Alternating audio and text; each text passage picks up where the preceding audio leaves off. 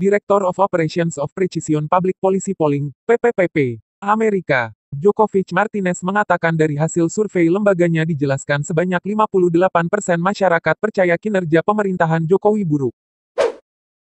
Dari 3.032 responden, sebanyak 58% menyatakan bahwa Indonesia sedang dikelola oleh pemerintahan yang memburuk.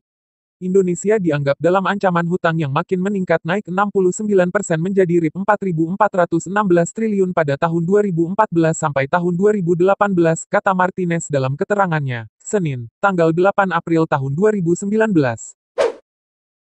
Dalam temuan survei ini kata dia, 54% responden menginginkan presiden baru dan yang masih menginginkan Jokowi terpilih kembali jadi presiden hanya 37% dan 9% responden tidak memberikan jawaban. 54% responden menganggap Jokowi tidak menjalankan pemerintahan dengan benar yang menghasilkan clean government dan banyak temuan bocornya uang negara yang digunakan untuk proyek infrastruktur, tandasnya. Sementara itu, ketika responden diajukan pertanyaan jika pemilihan presiden digelar hari ini siapa yang akan dipilih. Hasilnya sebanyak 38% memilih Jokowi dan 40% memilih Prabowo. Dan ketika diajukan pertanyaan memilih Jokowi Maruf apa Prabowo Sandi kepada 3.032 responden. Hasilnya sebanyak 36% memilih 01 dan sebanyak 51% memberikan suaranya pada Prabowo Sandi, tegasnya. Sementara sisanya 13% responden mengaku masih belum memutuskan pilihan. Dari 13% yang belum memutuskan untuk memilih, ketika ditanyakan kembali siapa yang dipilih nanti, jawabannya sebanyak 3% pasti memilih Jokowi Maruf dan 4% memilih Prabowo Sandi.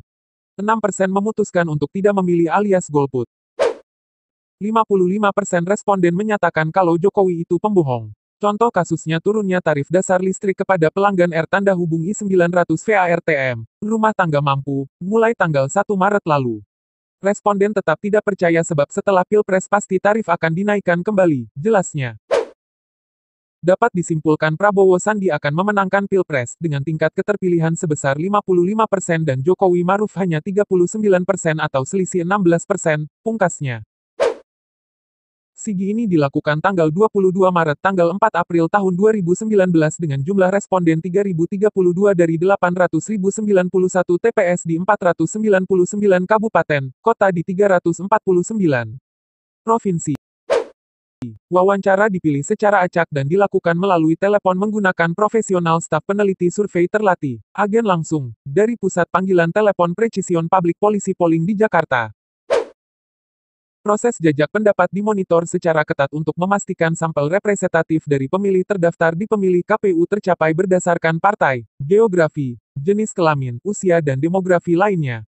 Adapun margin kesalahan untuk ukuran sampel sebanyak 3.032 adalah tanda kurang lebih 1,78% pada tingkat kepercayaan 95%.